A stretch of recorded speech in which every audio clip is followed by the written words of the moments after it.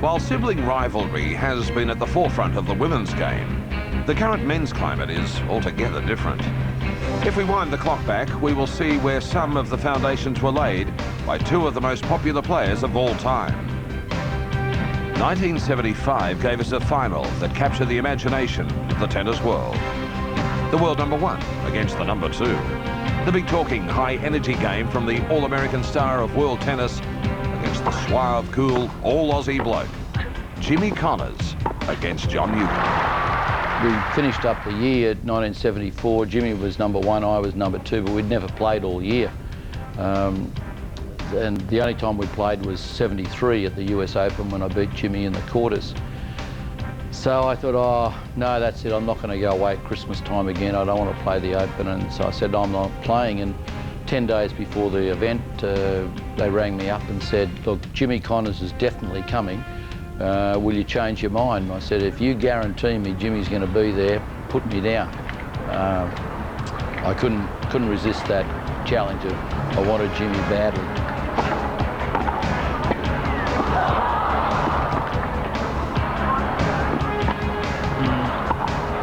By the time I'd got to the final, I was physically, pretty physically and emotionally beaten up. I couldn't enjoy it as much as I really wanted to, because my main instinct out there was survival. I had to conserve everything that I possibly could and use every little bit of experience that I'd learned over the years, how to conserve and how to survive and how to make sure that at the end, when I saw the finishing line, I had enough to go over that finishing line.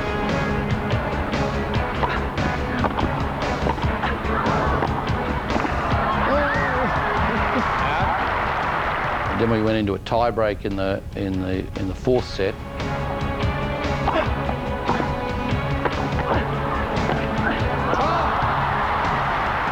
Jimmy finished up having a set point in that fourth set, and he still goes crook at me today because he served out to my backhand and came in and I hit a backhand win across court, and he said, "You've never hit one of those in your life." I said, "Well, I only need to hit one, mate."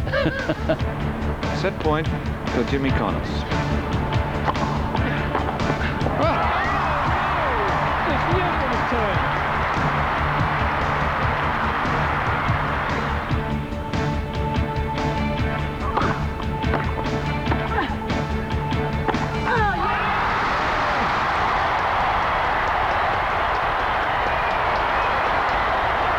I don't know if I had anything left for the fifth set. Of course, you never know because I'd done it the day before, and perhaps I would have. But I felt like I was running on extreme reserves. You're going home without the title, but believe me, you're going home with a lot of friends. Jimmy Connors.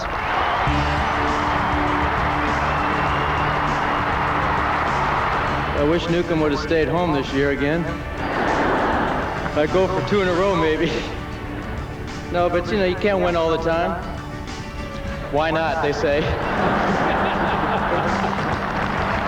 It was a rivalry that set the standard for years to come. 1983 gave us a final that saw the dawning of a new type of rivalry. Nation against nation. And Sweden was at the forefront. 19-year-old Mats Wilander was the new wonder boy. He'd already won the French Open the year before. In '83, he would meet Czech Van Lendl, who despite 2 Grand Slam final appearances, was still looking for a breakthrough win.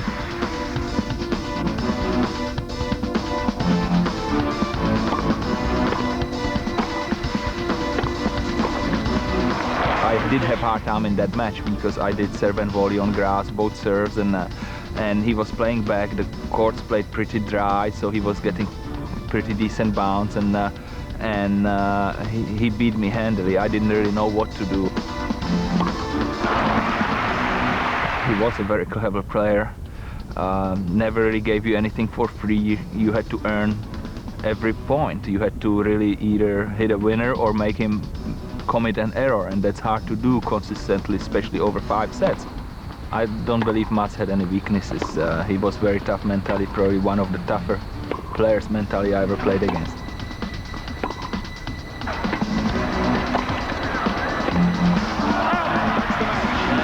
The championship.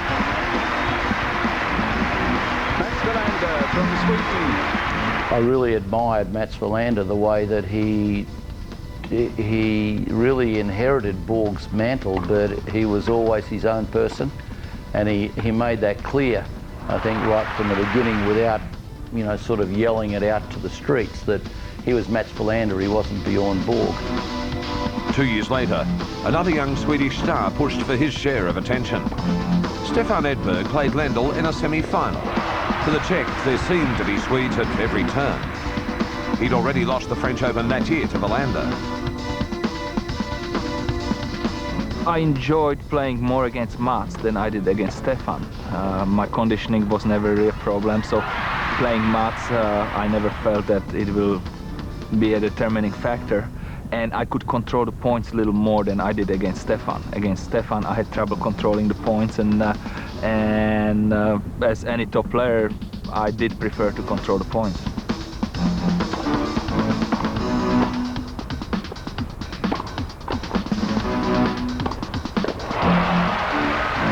In a way, a similar type of quiet person like Borg and Wilander, but yet on the court he was, you know, much happier being in the offensive role than in the counter-punching role. And you know, I think probably one of the best serve and volleyers the game's seen.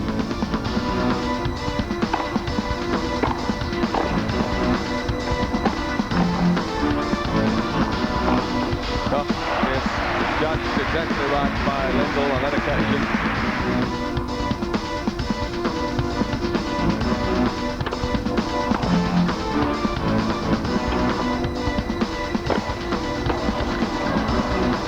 Game in there.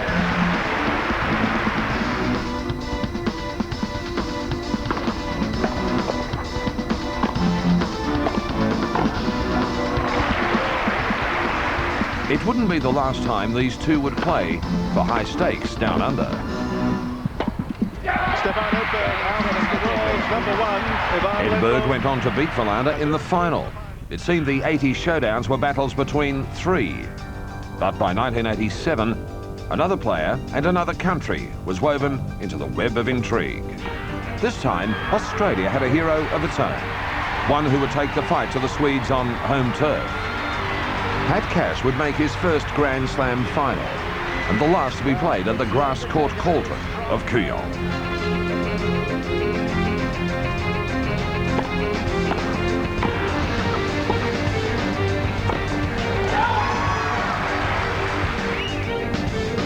Cash at 1-2.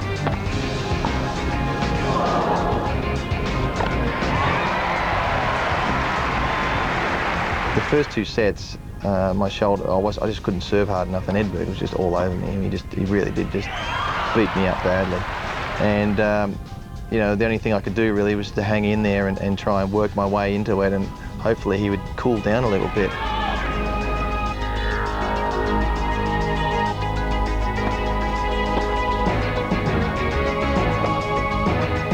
Sunday something happened. He got some air somewhere and he started to play really great tennis. He won the third set and he won the fourth set, and Sunday there was a real match out there.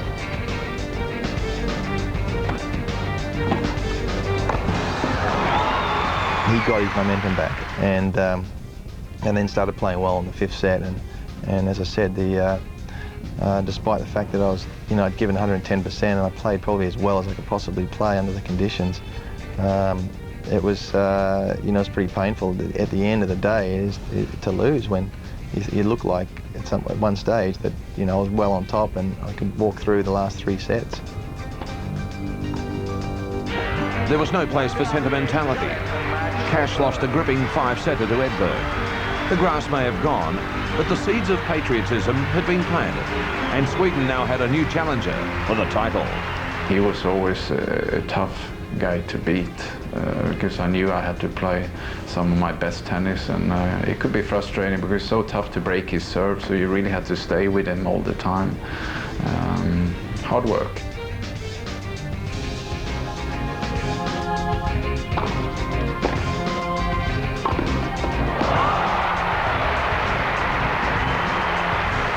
Cash returned the following year, determined to go further at the brand new arena, Flinders Park. It would soon enough be known as Melbourne Park. Pat's physical strengths were his movement at the net, how he covered the net. He got in there extremely well after his serves. He mixed up his serves extremely well. Of course, being athletic and covering it with very good volleys and very good movement behind that made it even more difficult. On a rebound ace surface, Cash reached the semi-final, where Lendl was waiting. They'd previously met in the 1987 Wimbledon final. Victory to Cash, giving him his first Grand Slam crown. Cash went fist. After dallying the top-seeded Lendl in 5 sets, Cash moved into the decider against Wilander, who'd won the battle of the Swedes in his semi with Edberg. Wilander always had tough matches against Edberg. Edberg was such a player, very similar to me in tactics.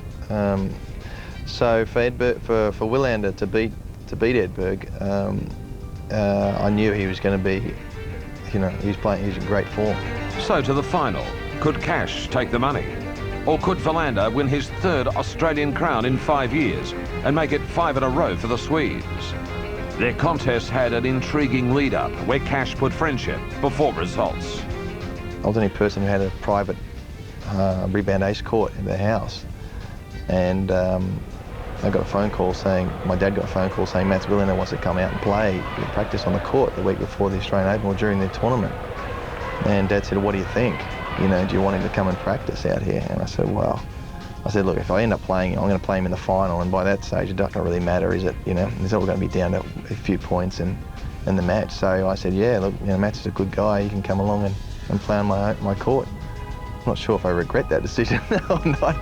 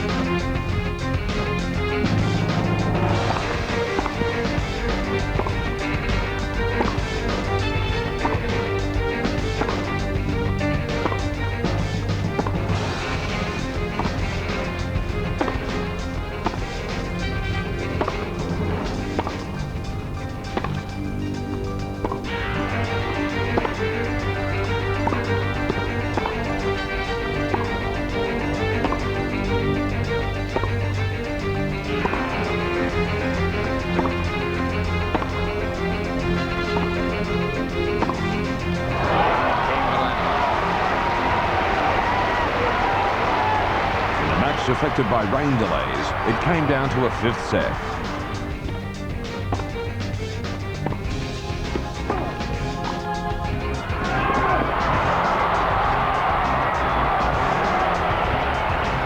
So this to level up at 5 each.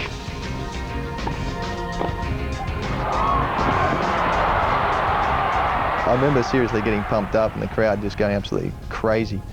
I had to break his momentum and try and get on top of him somehow. And I was doing my best, but he just wouldn't let go. I mean, his returns were fantastic. He wasn't making any mistakes.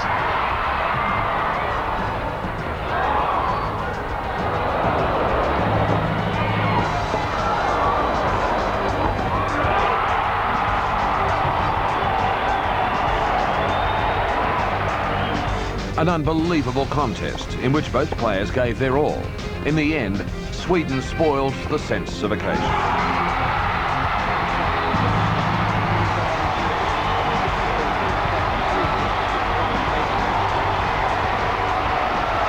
The Swedes were the dominating, dominating country, as much as I suppose the Spanish are these days, or the South Americans. It goes in phases, but the Swedes were, the team to beat, the guys, the dominating guys, Edberg and Wilander, and they'd done well in Davis Cups and they're winning Grand Slams, and they really brought in a different era of tennis. Of course, there was a big rivalry. I mean, there's It was a nice rivalry though, because they were good guys and they were friendly guys. We had a little bit of a rivalry, but at the same time, I think we felt the friendship between the Australian players and the Swedish player has been one of the best throughout, I think. The following 2 years, Lendl continued Europe's domination of the Open, including his 1990 victory, which came over a familiar foe in unfamiliar fashion. Ladies and gentlemen, because of injury, Mr. Stefan Edberg must retire. Game, set, match, Lendl. Unfortunately, stomach muscle that I pulled during the match, and I really felt that one. It was nearly impossible to play, and I had to stop that match. I think if I would have been healthy, I probably would have had a really good chance of winning that final. It's not the greatest feeling to win in this way, but unfortunately things like this happen, and I hope Stefan recovers quickly. He carried on for quite a while and he showed great courage. And I hope we get a chance next year, 12 months from now, to repeat this and slug it out all the way till the end. I think, to my mind, Lendl was the player of the 80s. He set about trying to raise the bar and to bring his level up that tiny little bit, because he felt that the guys would catch him. And so he needed to find something, whether it was riding a bike, you know, for an hour. He felt, well, maybe if I do it for 2 hours, I'll get a little bit fitter, that type of thing. So if I practiced at 10 o'clock in the morning, maybe I should practice at 12 o'clock when the weather's hotter. In the 1992 final, the evergreen Edberg, the quiet achiever, took on the confident guitar-playing American Jim Courier. 1 versus 2 in the world.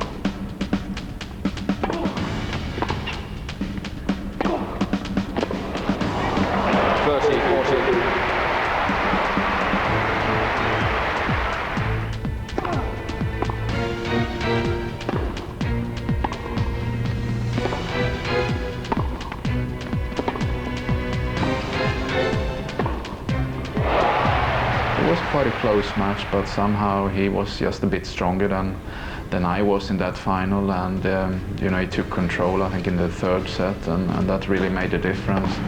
Courier won in 4 sets, but in celebrating his triumph, his respect for his opponent wasn't overlooked. He's done it. First, I'd like to say bad luck to Stefan.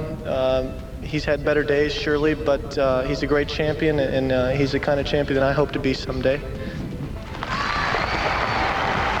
He also had the final say in another rivalry, this one with the media. You can say whatever you want about me, but today you'll say that I won the match, and that's the only thing that I want. All I want to read tomorrow is that I won the match. You can like me, you can dislike me, but today I won the match. And I'm all smiles about that. But it was on the court that Courier made his strongest statements. He and Edberg met again the following year in a much-anticipated showdown. The Swede had sentiment on his side, the American, determination.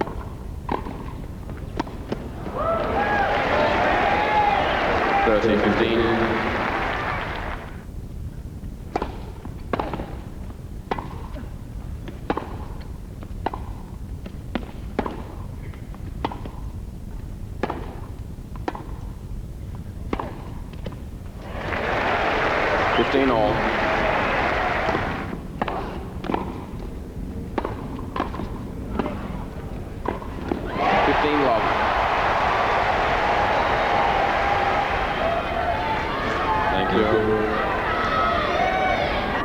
Thank you, ladies and gentlemen.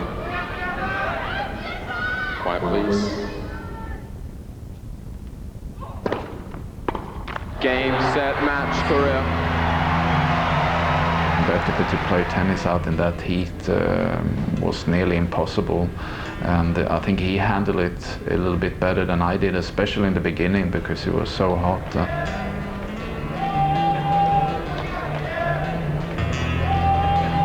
Jim Courier. Congratulations, but bad luck to Stefan. He played a good match coming back. He said he was wondering what he was doing out there 2 sets down. I was wondering what I was doing out here 2 sets up. Well, I guess this year again I have to say many congratulations to Jim once again. Have a good swim in the river.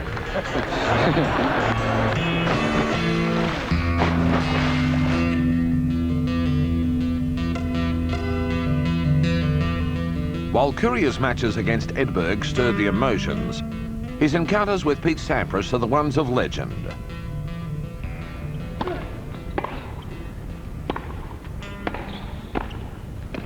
But how could two good friends have such a strong rivalry?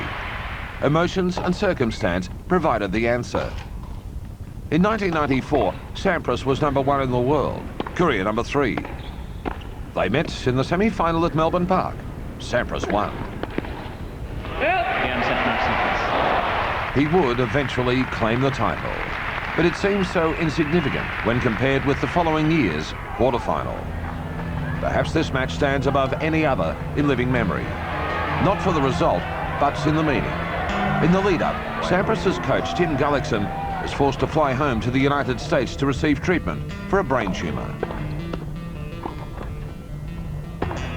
Just seeing he and his brother upset and crying and just the worried feeling that they had, I think I kind of just held all that in me and tried to stay strong for those guys, and I had to kind of focus on my tennis. What followed is forever in the memory of those who were there.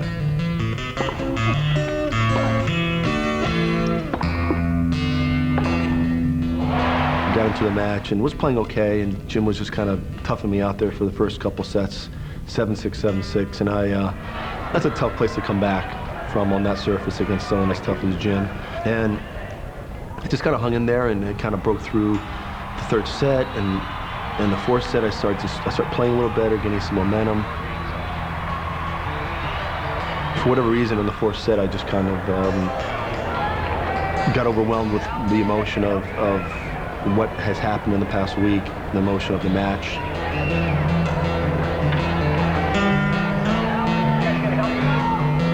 It was a difficult position for Courier, who'd been battling poor form and injury. He was the 9th seed, an outsider. Victory against Sampras could push him in sight of his 5th Grand Slam title, and his first since beating Edberg 2 years before. He needed this victory, but the more the match wore on, his determination to beat his mate was also countered by his mateship.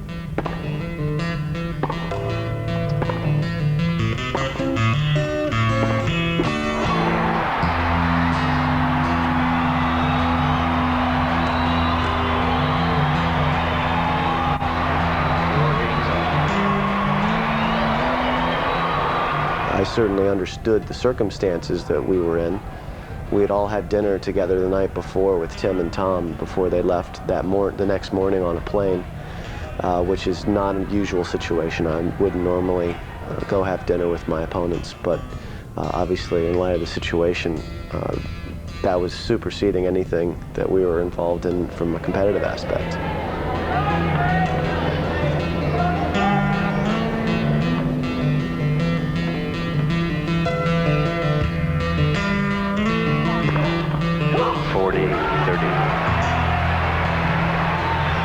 For whatever reason, I just kind of lost my composure for about 5-10 minutes and felt felt good. Felt good to release some of this anxiety that I was feeling for such a long time.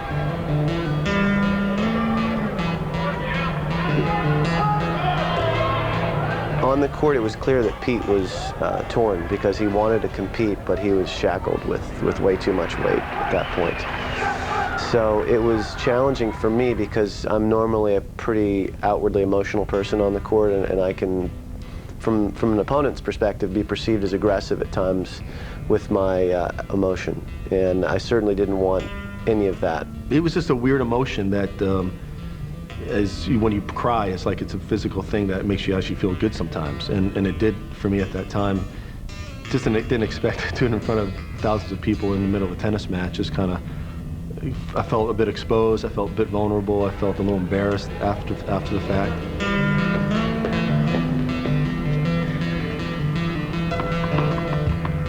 During the match, Jim said something like, he thought I was cramping and thought I was getting tired and asked if we wanted to do this the next day. You know what, Pete? We can do this tomorrow, you know? I think once he said that, I thought he was giving me kind of a hard time there. And it kind of woke me up to be like, okay, let's focus, and it made me click into the match.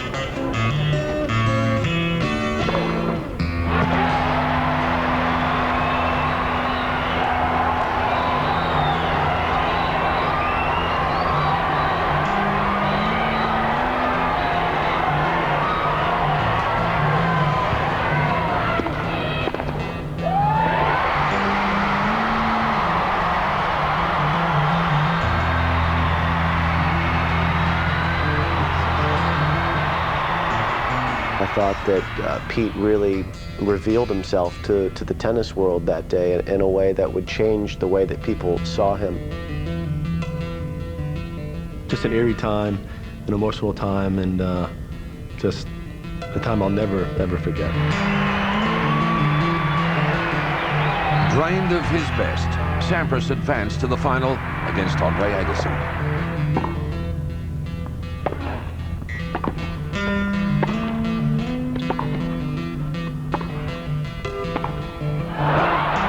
Sampras then came along. You had the classic encounters building up there of Sampras, who was total offense, didn't enjoy counter-punching at all and wasn't that good at counter-punching. The total offensive player against Agassi, the guy who didn't mind counter-punching and would also didn't mind sort of trying to take the attack to his opponent, and that's why those matches were always fascinating to watch.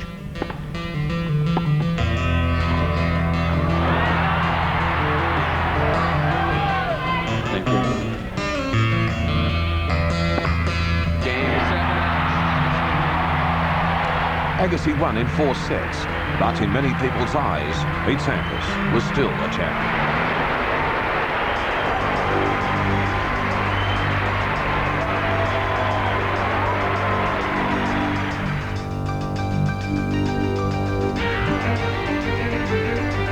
As the names on the trophies continued to shine, the millennium faded with old rivalries.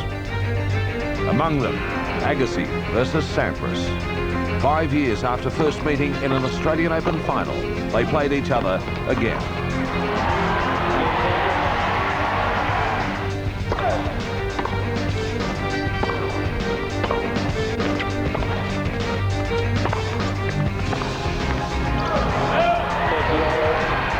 Surprisingly, this semi-final was only their second ever duel at the tournament, while across the world, they'd become well used to shaking hands over the net.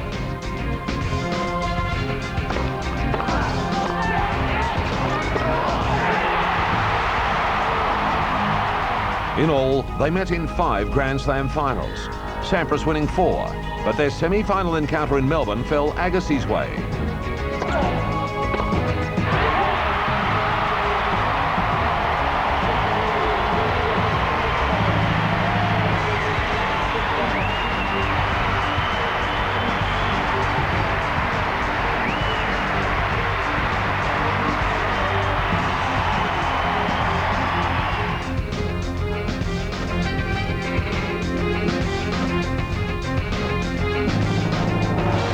In recent years, drama has taken to the courts, along with players of vastly different personalities, beliefs and styles, which in turn have led to some intense and incredible moments.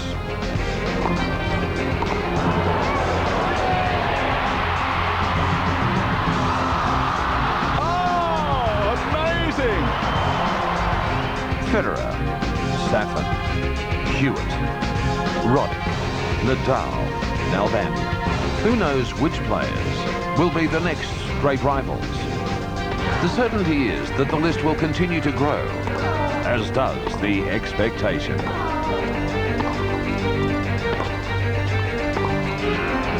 A number of players out there today, you could probably say there's 8 or 9 of them that when they're playing against one another, you've got some pretty interesting stuff going on. And because they're now coming from all different parts of the world, you get the personality clashes of the different cultures, the way they approach the game, and they probably don't have a lot to do with one another. They're not great friends off the court, and they choose to be enemies on the court. And this makes for some good spicy stuff out there.